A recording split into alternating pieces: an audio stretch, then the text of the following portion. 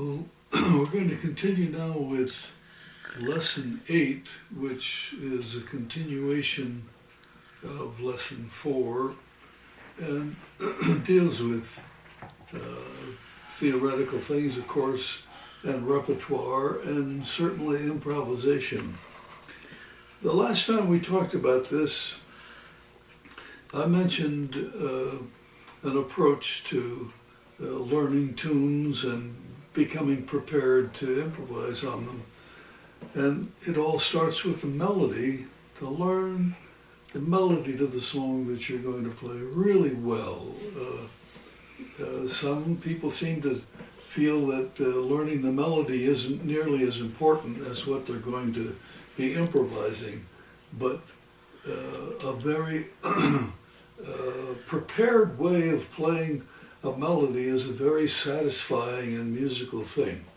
But then after that, the melody, why, the next thing is to consider a bass line that might fit with that melody and be appropriate to the chord changes and everything. And then after the bass line, we might consider shell chords.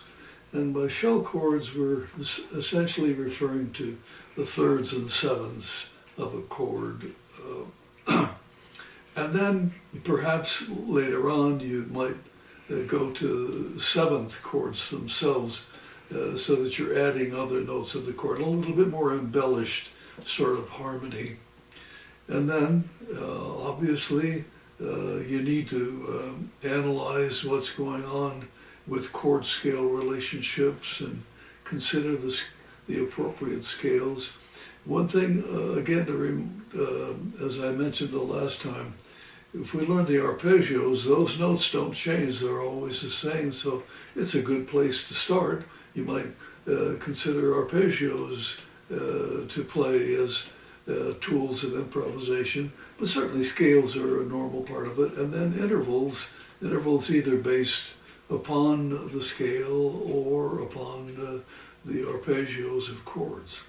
But having said that, let's see if we can apply that now. And so I thought maybe we might try something here. It's a blues, and it's probably one of the easiest blues lines that you could possibly play. It's Ellington's C Jam Blues. And interestingly, the melody only has two notes. The fifth and the root of the chord, or the fifth and the tonic of the scale, however you want to look at that. So let's just play that first, and then we'll talk a little bit about what that some things that we might do with it. So perhaps I'll play us a little introduction and then on into C Jam Blues. So. 1, 2, 1, 2, 3, 4.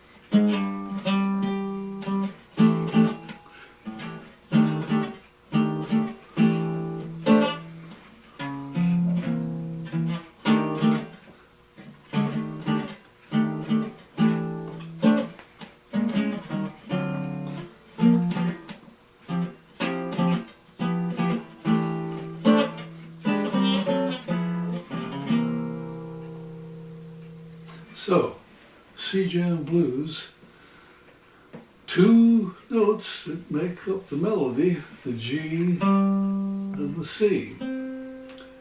So, in some melodies, obviously, it's going to take more than just two notes as far as blues lines are concerned.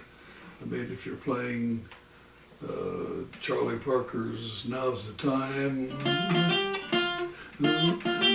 there's certainly more than two notes, or blues for Alice.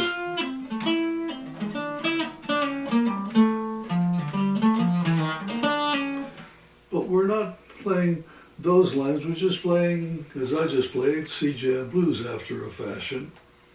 And so if you wanted to learn that melody with its G to C, well, learn it here, learn it here, learn it here, learn it here, anywhere you could possibly play it. I don't know whether you play, but anywhere that you can play G to C. And that, now, when you're playing some more complicated melodies, perhaps there might be a couple of places where it seems to lay comfortably on the fingerboard.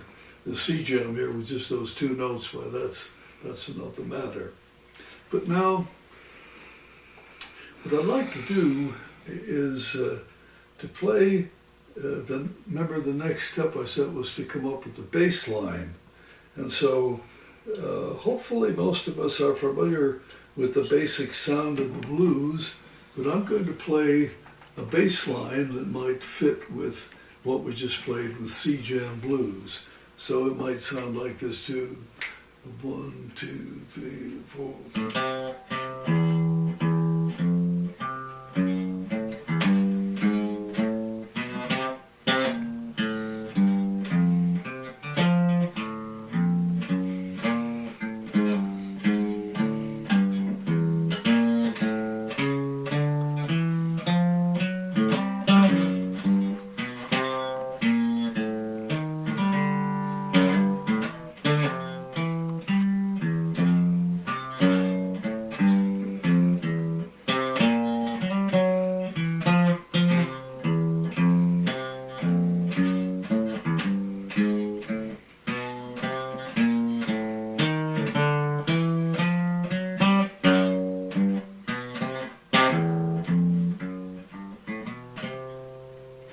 So, in playing the blues line, there are some things to consider when you're playing bass lines. The first thing is that it's not the melody. I've had quite a few years ago, of course, the experience of playing with a bass player who was inclined to be playing the melody instead of bass lines, and my goodness, that was a long night. That was a long evening, because a bass line is a bass line, not a melodic line. And of course, you know, we think a lot about playing roots and fifths and so on. But here are some things to think about with regard to bass lines, especially about going across the bar line. If you're playing, if you're going across, you're playing in any measure, and you're playing root to root, that'll just about always work. It might not always be the preferred way, but that for the most part is going to work. But if the note that you're playing, the chord tone or the scale tone that you're using other than the root, should move across the bar line to the next chord change by step. So if I were playing here with a C, when I went to the F, see, I played that E, so 2, 3, 4, 1, because the E was a non-root, a chord tone. But if I were playing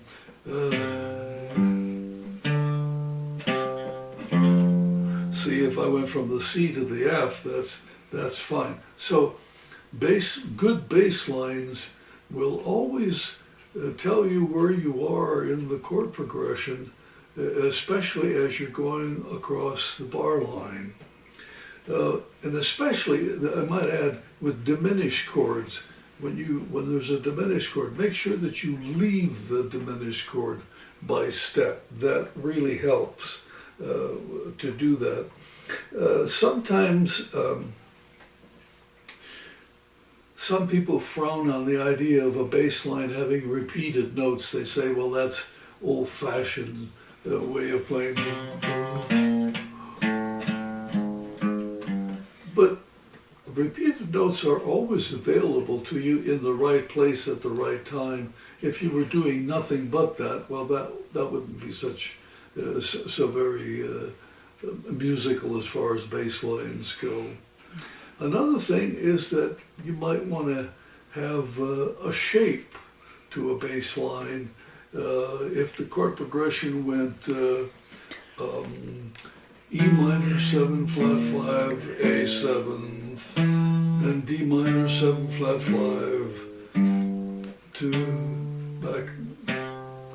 So the shape comes from, so 1, 2, now this is A 7th, D minor, G7. So the shape was somewhat imitative as far as the line was concerned, because it followed the chord changes, which themselves were kind of a whole step apart. Anyway, those are some things to think about with regard to bass lines. And I know as a guitar player, you might say, well, I'm not trying to learn to be a bass player. I'm concentrating on the guitar. But the more you know about bass lines from the beginning, the more helpful it is to be able to get an idea of how the chord changes themselves are fitting with the melody. Here's an instance where you would have to forgive my humming a little bit, but if you were playing something like Sweet Lorraine,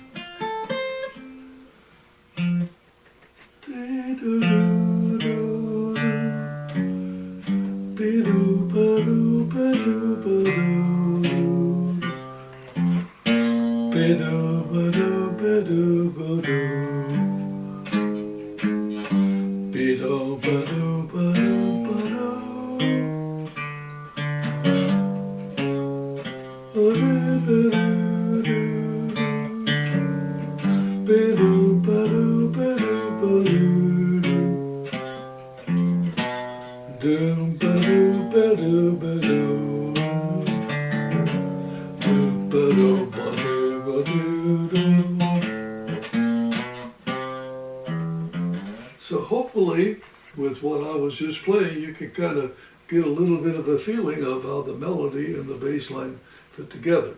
Well, back to our C-Jam blues here. So you've played, heard how a bass line fits. Now, with regard to shell chords, that was the next thing that we were going to talk about.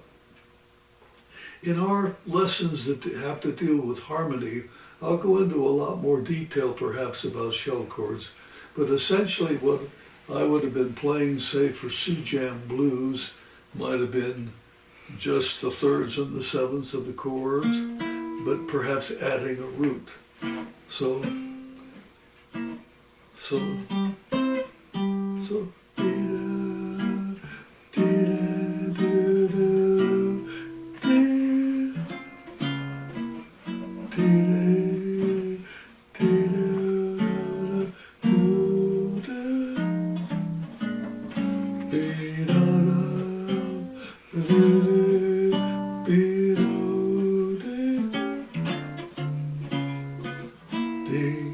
And so on.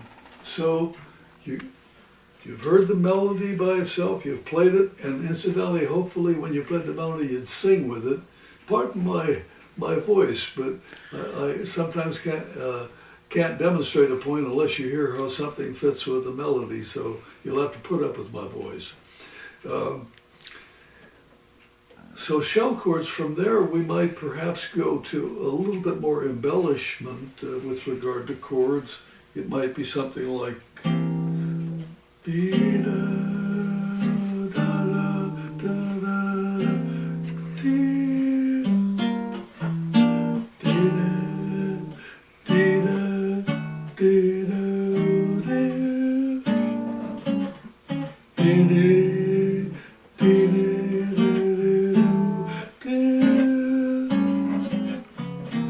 so on. So, again, to keep repeating this sequence, learn the melody well, learn the bass line, learn some shell chords, and perhaps some seventh chords. In jazz harmony, I think, so-called jazz harmony, the seventh chord is sort of like the ground floor, the launching pad. And sometimes you have more embellished chords, to be sure, in some pieces, some songs that you play. But you can certainly play and sound musical and effective in playing the blues with just some seventh chords, as I was doing. I might have added a few extra notes there. But now, finally we come to what we might do with the melody. And so, as I was mentioning earlier, the arpeggios are just single notes, and so there are different ways of looking at the arpeggios on the fingerboard. One simple way, if I start from this C, might be to look at so I played 2 octaves of a C major seventh, or C dominant seventh chord. Then the next chord that we were playing was the F seventh. Excuse me. And then perhaps sometimes when we're playing in those first couple of measures, we might play C7, then F7, and then F sharp diminished. So if you were playing that second measure, it could be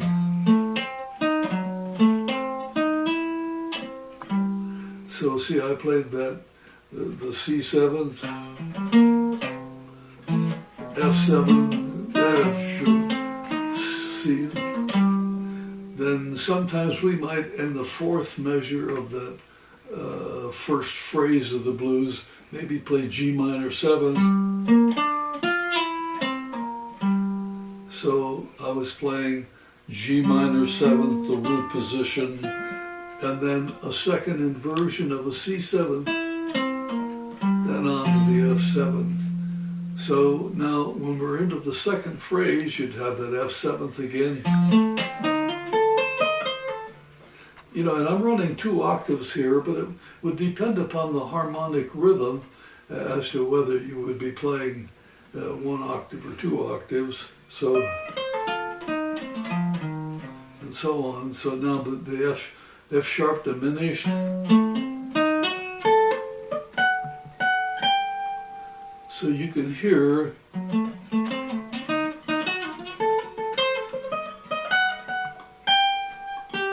so again, very often, like I was saying with bass lines, you'll move from the diminished into the next thing by step. I was doing that too. I was thinking of the F sharp diminished back into the C7th in the second inversion. So it's a bass line that we've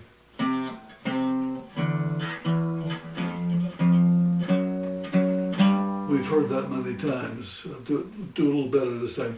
C, E, F sharp, and then when I get back to the C7th chord, I'm on the G. Anyway, in that second phrase, so you'd have the F7th, and then an F sharp diminished, like the second measure of the middle phrase would be, and then back to maybe the second inversion of the C7, then sometimes in the third and fourth measures of that middle phrase, you might have some added chords. I kind of like to hear on that fourth measure, maybe in the key of C in the blues, E minor 7 flat 5, A7 flat 9, and then maybe onto the D minor 7th for the first measure of the final phrase. So if you were playing C7th, you might have, and then we might be able to play C7th, 2 beats, F7, E minor 7 flat 5, A7th. So if I were playing arpeggios, it would sound C7, then this second inversion of the F7th, and then here I'm playing. I mean, you could combine those notes any way you wanted to. So C7, F7, and then maybe it's like an A7 with a flat 9. But anyway, everything I'm playing are arpeggios, and so, and I'm very conscious of whether I'm playing, going back to the C7th, here's a root position. I'm using the same terminology that we would use if we were dealing with chords. Here's root position. This could be second inversion. And then third inversion. Excuse me, I'll start again. Root position, first inversion starting on the E. And then second inversion starting on the G. And then third inversion starting on the B flat. So sometimes when you're moving from one chord to the next, the last note that you play in the initial chord arpeggio, if you can possibly move into the next chord in a stepwise fashion, maybe whole or half step, that sometimes melodically has a definite appeal to it. So again, with that little progression that I was playing before, here's C7, F7, E7, A7, and D minor 7. You know, in that final phrase, G7. And then I might use a turnaround.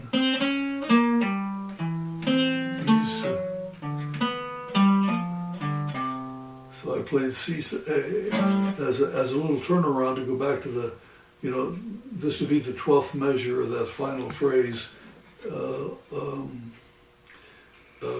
the 11th and 12th measure, like A7th, D7th, D minor 7, G7, then you're back to the top, to C7. So, let's give you just a little bit of a feeling for things that you can do with arpeggios. It certainly draws our attention to practicing arpeggios in different ways. I happen to be most of the time distributing the notes in the interest of getting a swing inflection and being able to slur into downbeats. I distributed the notes 1, 2, 1. So the root on the initial string, the third and the fifth on the middle string, and the B flat, the seventh on the third string, whether it was here or... So that's one way of playing arpeggios. We could certainly sometimes just play arpeggios by playing 2 notes per string, like this.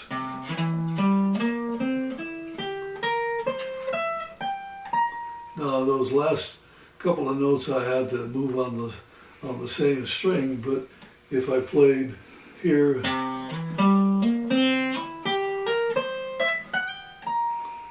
or I could start it also on the 6th string.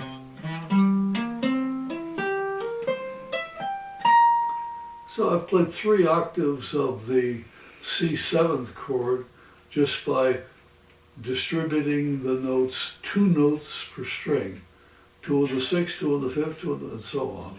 So that's another way of playing arpeggios, and if the situation seemed right, that might be preferable. Incidentally, if now we're playing C-jam blues, and that's obviously has a swing inflection to it, but supposing you were playing maybe something that was a bossa nova or some Latin, Afro-Cuban kind of a sound, well then the 8th notes would be even, where you typically slur into an upbeat. I might use that same distribution that I was saying. See, I can slur into the upbeats. So that will sometimes give you a good feeling for hearing 8th notes played where, like I'm saying, in Latin music, or sometimes some pieces, like by Herbie Hancock and Wayne Shorter and a couple of things of Jim Hall's. They're even eighth note sort of sounds. Anyway, that way of distributing the notes would work. However, it's worth saying that I could take the same distribution that I just played.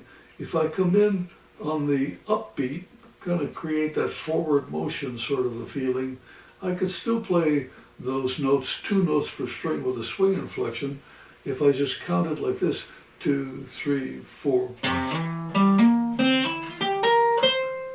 So see, now that first note that I played was on the upbeat, on the and of 4, and I slurred into the downbeat on the E. See, 3, 4, so I guess my point is that the distribution of the notes on the fingerboard can be used in either fashion, either with a swing inflection where you slur into downbeats, or in an even note sort of a sound where you slur into upbeats. Well, now what about the scales that we were talking about with C Jam Blues here? Well, again, I might think of the first scale as being a C Mixolydian scale. That's the major scale with the flat 7. Some people will describe it that way, but I might play.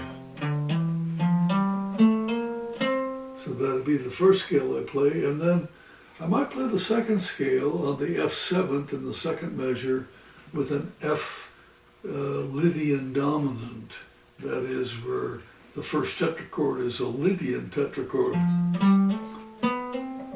So like that, so you go with the B.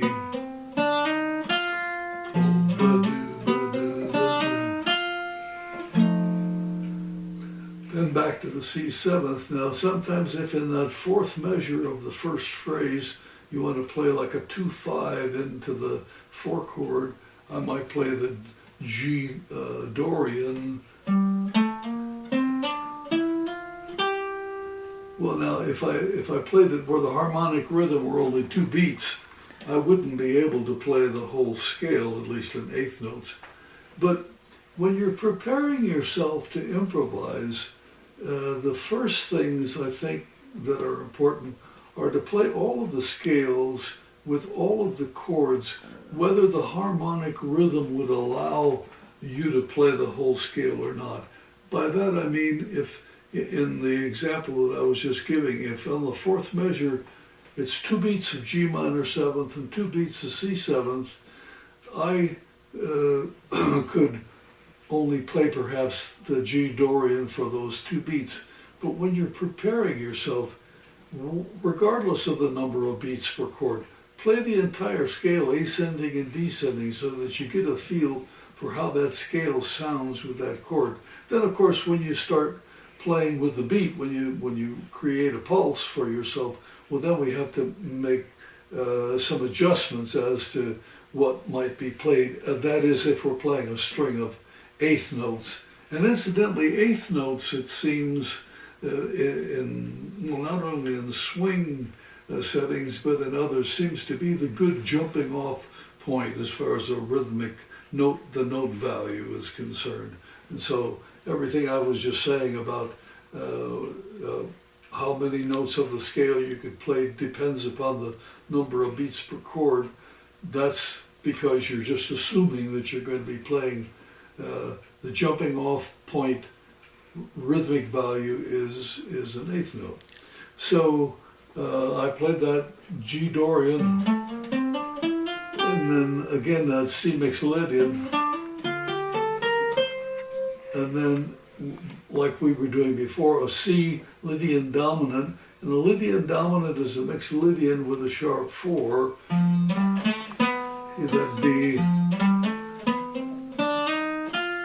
And then here, the next scale that I might play in the second measure of the middle phrase might be an F sharp diminished chord, so I might play a diminished scale.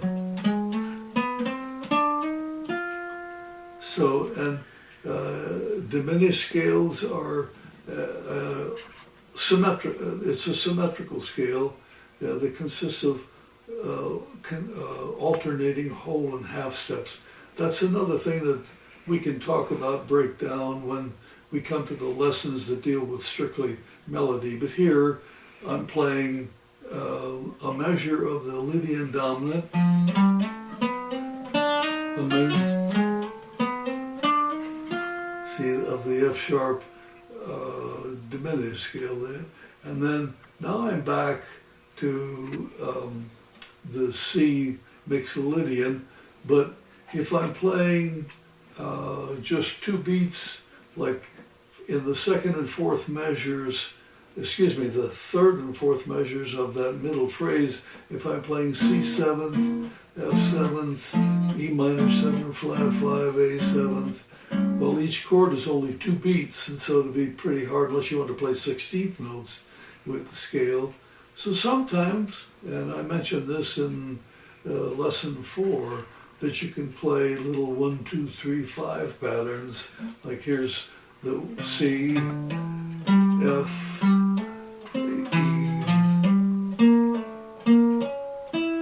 And so I was still playing scales, but only playing 4 notes of the scale. And again, the reason I would skip the fourth is that that fourth degree of any scale that's a perfect fourth above the tonic is a very strong, dominant kind of a sound. And because of its being so dominating in its sound, it's misleading as to what the chord is that you're trying to imply with your line. So we eliminate that problem by just playing 1, 2, 3, 5. Then in the final phrase of the scale, we might play the D Dorian for the first measure. And I'm just playing the scale, then back to the C Mixolydian.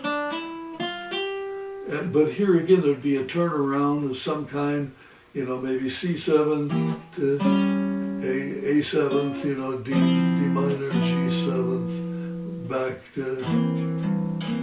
So in these cases, another 1, 2, 3, 5 pattern, or maybe just playing 3 notes. Boom, boom, boom. So boom, boom, boom, boom, boom.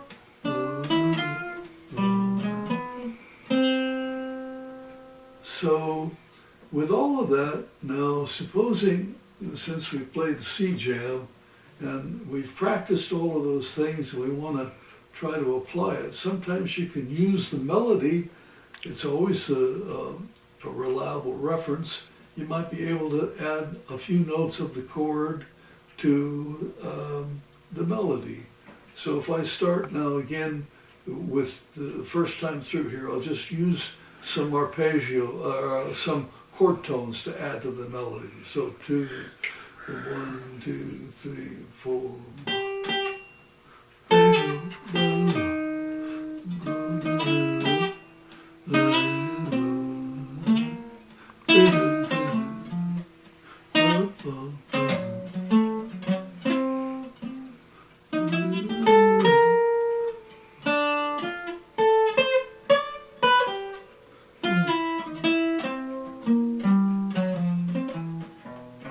So you get an idea then of what I was doing was just those are so.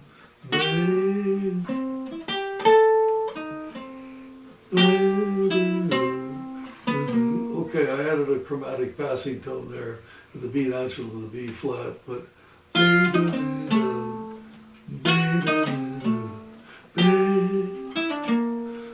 so see, sometimes with arpeggios you can get some nice little ideas going, like I just played the F7, the F sharp diminished, and then the C7,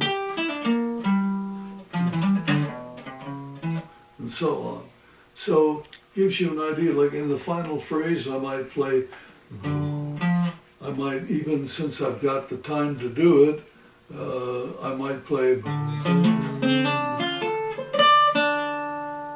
So I filled up the whole measure with just running that D minor 7th arpeggio.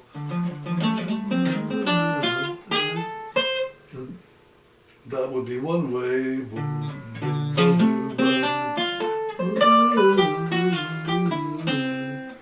So, anyway, that gives you somewhat of an idea about the arpeggios.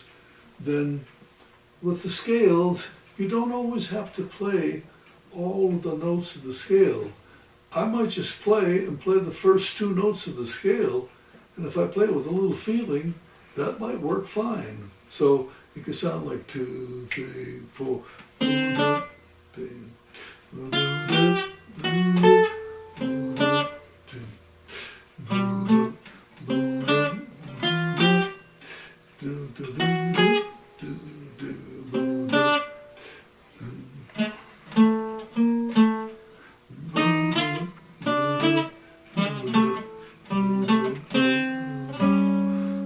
So again, it's just the first note.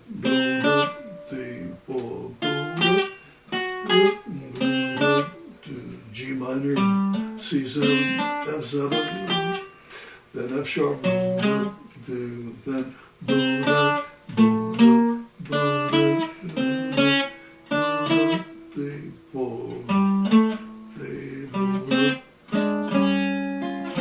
so again,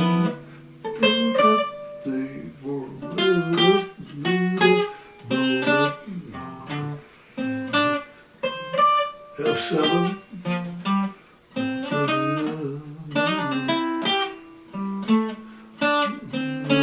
D minor 7, G7.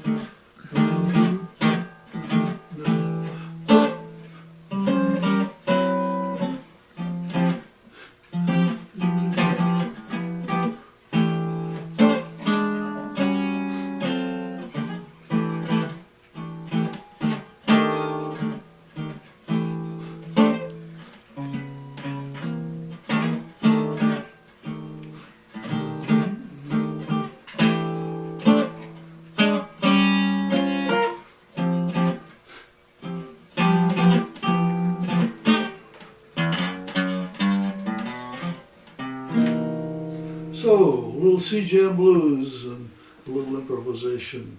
We'll see you next time.